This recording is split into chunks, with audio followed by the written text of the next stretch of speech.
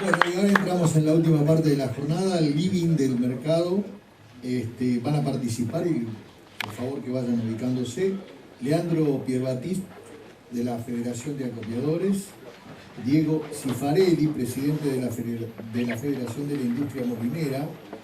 El presidente de la Cámara Arbitral de la Bolsa de Cereales, Javier Luján. Guillermo García, del CIARASEC.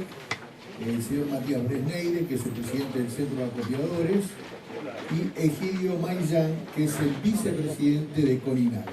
Actuará como moderador el señor, un periodista, Carlos Echepare, que ustedes saben conduce partes en el canal rural con alcance nacional y además es analista de mercado. En primer lugar quería agradecer a las autoridades de la Cámara Arbitral, es un honor para mí. Y es así. Y lo vimos. Y bueno, también es no, está bien. Es un honor para mí estar también al lado de Mario, bueno, Guillermo, Diego, hay mucha gente que realmente es un honor de representante de la academia. Yo lo que tenía ganas rápidamente de hablar es, justo cuando esto está animado, sí, cerralo, ahí está, son justamente, esto se llama moblar en el periodismo, ¿no? Que tratar de empezar a hablar un poco del tiempo, ahí está. Bueno, hablar rápidamente de dónde venimos y a dónde vamos, y básicamente en 2016-2017 algunas preguntas, ¿no?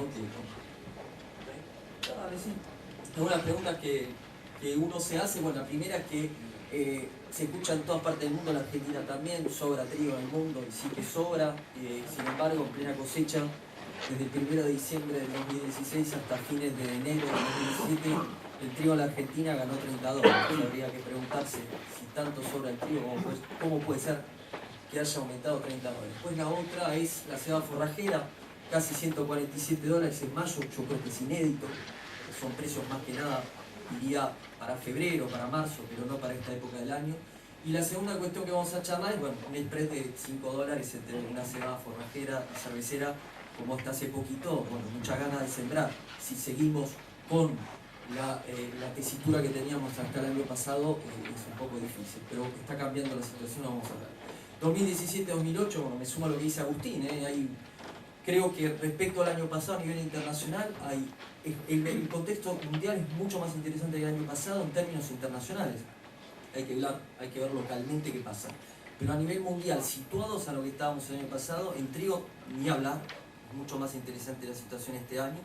Y en cebada, bueno, no sabíamos lo que iba a pasar con Australia después, ¿no? Pero sin embargo en Australia el contexto de cebada también es interesante este año. Y seguimos, bueno, y el famoso cuento chino, ¿no? Desde el último informe de Luda vamos a hablar un poco, que si le sacamos el cuento chino, la cosa en trigo se puede poner interesante. Y bueno, y por último, bueno, menos en oferta a nivel mundial, y en Argentina la pregunta que hay que hacerse es si llegamos con lo justo o no, porque el ritmo de embarques hoy por hoy, lo que estamos escuchando, es mucho más de lo que se escucha.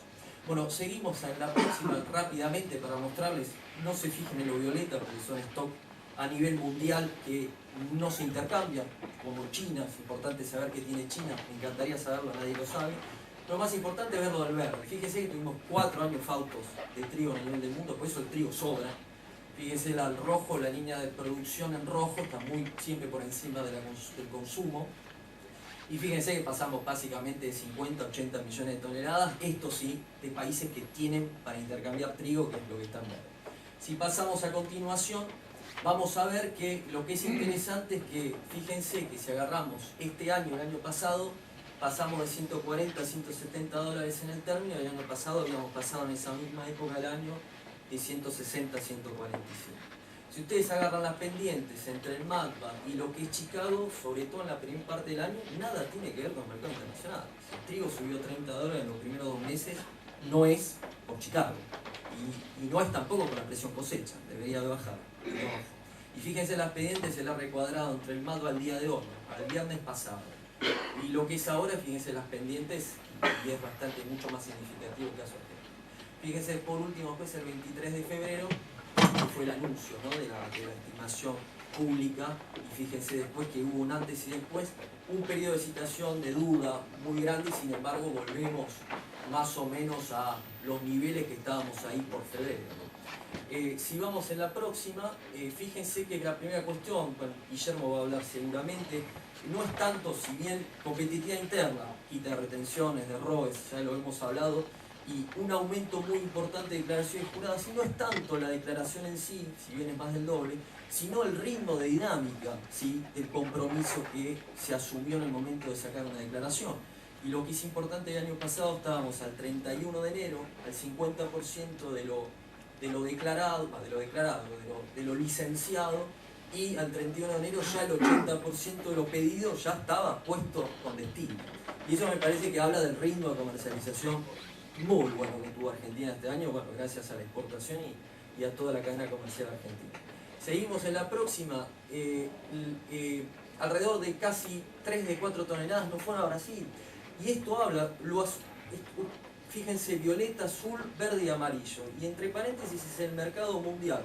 Está el trigo candial en harina, que habría que sacarla, no me tomé lo puedo hacer, pero no me tomé tiempo de hacerlo. Pero fíjense que cuando hablamos que hay que ir a África o hay que vender el trigo, si ponemos a Brasil tenemos 26 millones de toneladas, ¿no?, en nuestro territorio, con lo cual hay que también competir a nivel interno.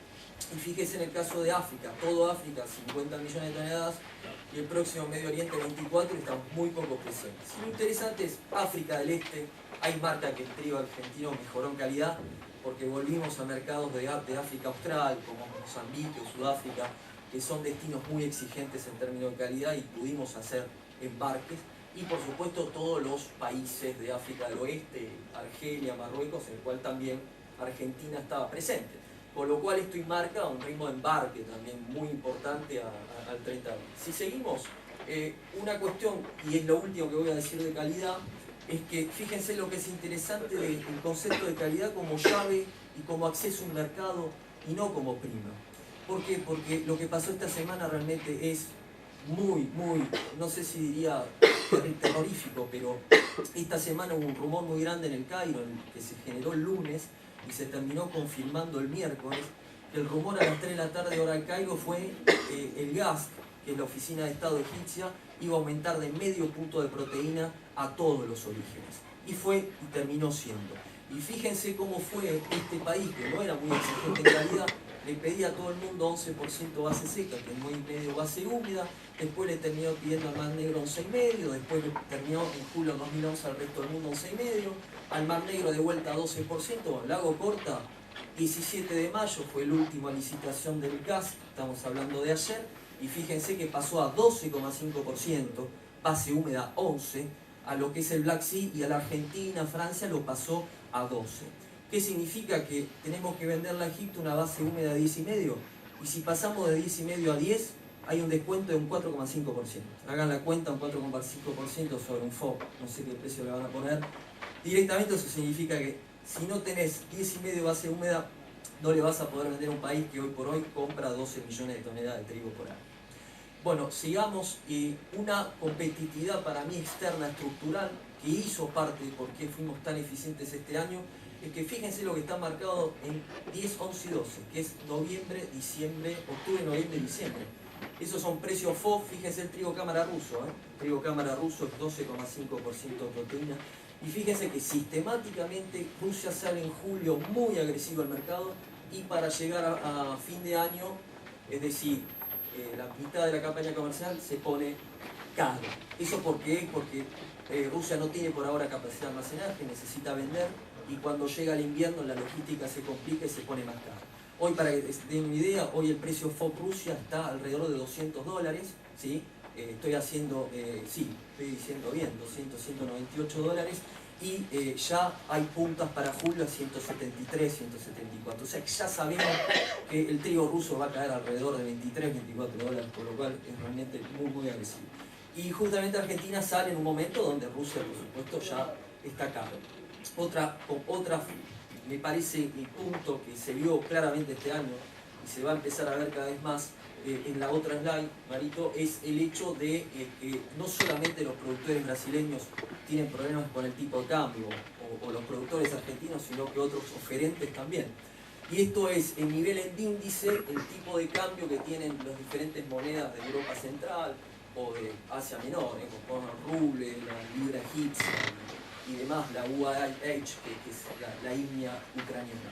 Y fíjense en el caso del rublo, que índice cero, 1 de julio, y fíjense la depreciación que tuvo el rublo, pero si bien eso es muy interesante, para quien detiene la mercadería, fíjense en el salto que pega en marzo. ¿Y eso qué significa? Esa apreciación del petróleo. Y el petróleo está totalmente unido al tipo de cambio ruso. ¿Y eso qué significa? Que cuando el productor ruso vio ahí en febrero que el tipo de cambio se la apreció, retuvo y no vendió más. Y hoy por hoy, porque estamos vendiendo a 147, 140, o a esos precios la seda forrajera, una de las grandes razones es que Rusia, que esperábamos que esté muy presente en el mercado forrajero este año, no lo estuvo. ¿Por qué? Porque el productor ruso no está convalidando los precios que está viendo. Cuando seguimos, la próxima es que la cuestión que sí me parece que es conjuntural, que todos esos mercados que ven en rojo, donde Francia normalmente tiene más del 70% del mercado, este año tuvieron una caída de 8 millones de toneladas de exportación. Francia prácticamente pasó de 13 millones a menos de 5 millones de exportación. El mercado justamente donde Argelia se convierte en el segundo cliente de Argentina. Hay que ver si el año que viene vamos a tener esa competitividad con Francia supuestamente volviendo. Si vamos a la próxima, fíjense lo que son las expediciones hacia Argelia. Bueno, no tenemos tiempo. Acá lo que hay que ver es cómo caen al 31 de marzo. No aparecen las fuentes, perdón, porque la fuente estaba ahí, pero no... Hay todo, van a ver los slides, todo fuentes, pero lamentablemente no aparecen las fuentes, todas están chequeadas a nivel de fuentes. Sí, todas van a ver después los slides. Sí, bueno. Lo interesante acá, fíjense, es que si lo analizan después más tranquilos, es que el crecimiento que está teniendo los países bálticos es enorme. Y en estos países, sobre todo, el primer cliente que tiene Francia. Y lo que es interesante es que Argentina en realidad no necesariamente reemplazó a Alemania, Polonia, Lituania, sino más que nada reemplazó a Francia. Eso que significa que el año que viene, si Francia y Argelia pretende seguir originando a Argentina, vamos más que nada a competir con esos orígenes, vamos a decir, bálticos que presentan hoy relaciones de precio-calidad muy importantes a esta isla. Seguimos para hablar ya, y nos metemos en la 17-18 y hablamos de precios. Fíjense que lo positivo, lo señaló Agustín, es que hay una caída justamente prevista en el consumo. Fíjense en el caso, una caída en la producción, fíjense la línea roja. Estos son datos del Consejo Internacional, ¿no? Para no esperar el UDA en mayo, yo ya en abril ya tenía datos de la campaña nueva. Este año coinciden más o menos los datos los británicos con los datos americanos. Lo que es interesante, si haces un clic, Mario, en la próxima, lo que es interesante es que lo que nos interesa a nosotros, stock de exportador, el UDA es un poco, a mí me parece más realista que el Consejo Internacional, donde hay una caída de unos 76 millones a 62. Esto claramente significa que hay 14 millones menos de toneladas que supuestamente los países exportadores van a tener. Y lo que me parece interesante es el otro clic, que es justamente que ahí aparece el cuento chino. Porque si ustedes se fijan en lo que es la cantidad de stock mundial, en realidad hay un aumento de 4 millones. ¿Y por qué hay un aumento de 4 millones de stock mundial? Porque en realidad se le adjudica un aumento a China de 17 millones de toneladas. Y si hay algo que uno repite, y en todo el mundo es el ratio stock-consumo. Ahora, hay que trabajar con el ratio stock-consumo y hay que quitarle el consumo de China y hay que quitarle también el stock de China. Porque lo que hay que empezar a trabajar es con el stock-consumo de los países que intercambian. Y no estoy diciendo que soy alcista, que va a volar el trigo, pero ojo que los stocks a nivel de trigo nunca fueron, pese a estos 4 años de bonanza, nunca fueron muy satisfactorios. Falta que haya un problema climático relativamente importante, sobre todo sabiendo que los fondos ya están apostando hace tiempo, no necesariamente a la compra, sino a la venta, sino a atención. Solamente cuento chino para reírse un poco, pero hay que ver justamente cómo evolucionan los países exportadores. Si seguimos en la que viene, lo señalará Agustín también, caída de área un 10-12%, muy importante. Y lo que es muy importante, fíjense, Estados Unidos, qué bueno es competir sobre todo con Estados Unidos y no con Brasil, por ejemplo, el caso del maíz. Fíjense en estos 4 años de bonanza lo que hicieron los productores americanos. Digo productores americanos porque el 60% de esos stocks lo tienen los productores en el campo, ¿no? Y lo tienen en silos. Y fíjense lo que hicieron. Y el precio de la 13-14 no me conviene, guardo. La del 14-15 guardo. Guardaron, ¿qué significa con eso? Ojo, tienen una caída del 12%, pero arrancan la campaña con 30 millones de toneladas. Lo están empezando a sacar ahora en Egipto. Y fíjense, esto es muy interesante. La otra novedad interesante es la del tema Sudamérica. Marito, la próxima, no, de Rusia, me dijo, vamos a hablar de Rusia rápidamente. Fíjense, Rusia, no es que Rusia siembra menos, Rusia está sembrando cada vez más trigo de invierno en detrimento de trigo de primavera, por eso está aumentando los rindes. Pero el año pasado tuvimos un rinde récord de casi 3 toneladas, y este año Luz, que hace muy judicioso, le pone menos, con lo cual baja la producción, pero no sé si se va a llegar a 29 millones de toneladas de exportación, para mí es 1,5 millones menos. Van a tener stock los rusos, que lo van a sacar en julio. Insisto, muy importante porque lo sacan en julio, hasta noviembre, diciembre, y Argentina entra al mercado cuando los rusos ya liquidaron bastante stock. Si vamos a la próxima, y esto me parece interesante, es que lo de Brasil es bueno, se recuperó la molienda, como la Argentina también. Eso es muy sano, no significa que estamos llegando a niveles de 11 millones, pero hay una recuperación.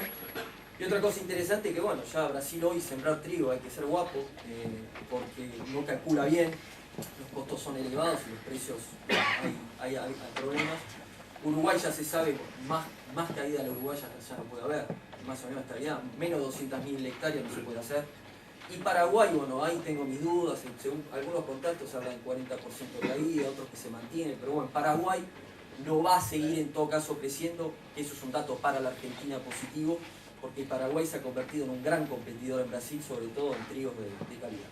Seguimos la próxima, esto es un mapa muy bueno, esta gente trabaja muy bien, gente de Calam, y lo que es interesante, bueno, es un mapa viejo, no es el AT, el mapa del 3 de mayo, pero es interesante que muestra las zonas amarillas, que zonas a vigilar, sobre todo el centro-norte de Francia, y sobre todo también parte quizá del Mar Negro, sobre todo el sur de Rusia, donde los problemas de frío siguen continuando, hay que vigilar eso, temperaturas realmente inhóspitas para esta época del año, pero el mapa es viejo porque esa zona amarilla ya habría que ponerla en verde colorado, porque llovió bastante bien ayer, anteayer, hace 2 semanas que toda la Europa del oeste está lloviendo. No, hay zonas secas todavía, pero se mejoró la situación. Pero atención. Por último, para tirar el debate, es todo lo que yo dije, que insisto, que me parece que el contexto es muy interesante para lo que es el mercado de la Argentina, y me parece que hay chances interesantes para el año que viene. Si vemos el precio proyectado para la cosecha que viene, todo lo que acabo de decir por el momento no está integrado, o el mercado está justamente integrando otra cosa. Y hablando del mercado, por supuesto no es la idea sumar liquidez como en otros mercados, pero me parece que hay que trabajar, porque yo estoy convencido que tener mercados que puedan permitirnos darnos visibilidad para empezar a discutir con qué precios trabajamos el año que viene sería muy bueno. Rápidamente, cebada, 2 palabras. Yo estuve en un seminario debatiendo hace un mes, y son fotos de gente amiga que dio una charla. Le puse en blanco ahí porque no se veían las fotos, pero solamente para decirlo, que esto es algo que se discute hoy en el mundo, en el universo de la cerveza, es que hay 4 grupos que hoy a nivel mundial tienen el 50% de la producción de cerveza, y eso no es un dato menor, eso es un dato que se traslada en todas partes del mundo, que configura en todo caso la cadena comercial, y no es menor.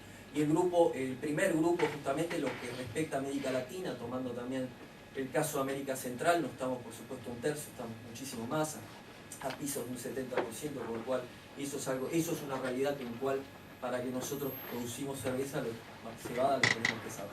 El otro dato, que es el dato, fíjense que 2016 y 2017, lo que es Australia, fíjense en la izquierda, fíjense el saldo exportable de Australia después de haber no me sale la conjugación, después de satisfacer, perdón por español, después de satisfacer la demanda australiana, fíjense, casi 8 millones de toneladas, en el año pasado estaban en 2,5 millones. Y fíjense la caída, sobre todo en winter, la caída de primavera también en Europa fuertísima, pese a eso lo compensó ampliamente Australia, por eso el contexto cervecero este año fue bastante moroso.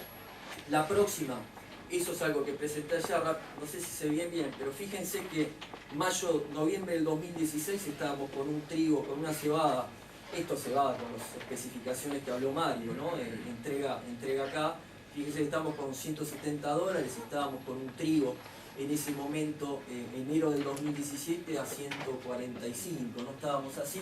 Fíjense cómo fue cayendo el spot de cebada cervecera, ¿no? Hasta llegado fines de enero, no se ve muy bien, ¿no? Fin de enero 148, estábamos con un trigo a $170, y después cuando íbamos a entrega febrero-marzo pasamos de 175 a 150, hoy estamos para agosto creo a 154, no hay 157, pero fíjense el gran spread que hay entre lo que es la cebada cervecera y el trigo. Entonces eso implica decirse, y me parece que ahí hay una señal de precio porque hoy han salido convenios que si uno analiza en particular los convenios me parece que hay una modificación y hay detrás de los convenios una señal de precio que se está dando hoy por hoy porque me parece que hay un cambio respecto al año pasado.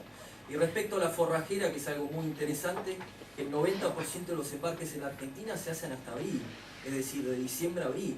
Y hoy estamos con un ritmo de embarques a la altura del partido y mayo que es muy importante. Y fíjense todos los forward, desde el 2013. Fíjense que empezamos con forward donde después, en el momento del embarque, suben de manera importante. Quedó claro que la ventana comercial de la forrajera, lo dice Fidel, ¿no? Nuestro amigo también, que es justamente en el momento donde Arabia Saudita golpea la puerta y necesita de este país que nosotros tenemos muy buena calidad. Y fíjense, para terminar, el año 2015, que fue el año donde no tuvimos cebada, sí, para vender y tener buenos precios tenemos que tener mercadería. Fíjense que ese año no tuvimos mercadería, nos compró más que nada Marruecos, y si nos compra Marruecos no es lo mismo que nos compra Arabia. Y ese es un ejemplo realmente cuando uno depende de alguien, en este caso depender de un solo comprador, por el momento funciona, porque hay un plan en Arabia Saudita de reemplazar la cebada cervecera por la alfalfa, si hacen eso algún día, porque compran 7 millones de cebada forrajera con subsidios que son les cuento, son subsidios por hectárea y por comprador que realmente es impresionante. Bueno, para terminar y llegando mundialmente, lo dijo Agustín, hay caídas hoy de área realmente, hoy en día a nadie le cierra hacer cebada. ¿Por qué? Y eso es algo que me parece que a nivel mundial va a empezar a debatir, hay que empezar a debatir a nivel de cadenas, a nivel locales. Se espera que de acá a 3 años haya un aumento de 700.000 toneladas en la capacidad de malta, y para hacer malta se necesita cebada, y para hacer cebada se necesita productores, y para que productores sigan necesita un mínimo de incentivo. Hoy en Canadá o en Estados Unidos se está perdiendo cada vez más áreas. ¿Por qué? Porque los muchachos hacen canola, hacen maíz, hacen soja. ¿Para qué hacer cebada? No, para que tenga que tener esto y el 90% de pureza varietal. Hago maíz, o hago canola en Canadá. Bueno, y está pasando eso. Entonces ahí está habiendo cambios. Y bueno, caídas, puse la caída de los chicos de la bolsa del 6%, hay que discutir si realmente va a caer de 6%, y Australia 12%, igual vamos al slide. Y en 2 minutos ahí terminé. Fíjense que con los datos de Luda estamos en una producción de casi 150 millones el año pasado, hoy ya estamos viendo 137 millones, y si vemos los stocks, cosa que están habiendo ahí abajo, fíjense que ya pasamos de 25 millones a 17,5 millones. Y se analizan país por país, bueno, estamos viendo justamente, si bien Australia va a tener stock de inicio muy importante, encaramos un año de lo que es cebada muchísimo más interesante que el año pasado, salvo que haga Australia otro récord más de producción, cosa que aumentó un 35% el rinde para que se den Australia este año, fue impresionante. Para terminar, y esto es algo personal mío, es un balance, está la fuente abajo, es un balance mío bueno, qué sé yo, con uno va viendo. Y esto yo en enero lo que veía en realidad era una exportación de forrajera de 1 millón de toneladas, quizá un poco menos, y un consumo más o menos, bueno, de 1,25, quizá un poco más de semilla. El tema está que al día de hoy no podés trabajar más con ese nivel de exportación, porque al día de hoy ya tenemos casi 1.300.000 ya hechas casi. Y no sé, me quedo quizá corto con 1,4 millones. Ahora, si hacemos 1,4 millones más 1,1 millones, mínimo 1 millón que se va a hacer a nivel cervecero, tenemos 2,5 millones de exportación más el consumo. Si agarramos el stock que nos queda del año pasado, fíjense en cuánto terminamos. Terminamos en stock de menos de 100.000 toneladas. Entonces ahí hay un debate a hacer.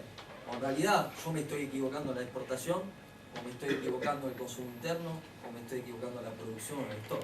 En todo caso, el mercado refleja eso, no lo refleja, ese es todo un debate.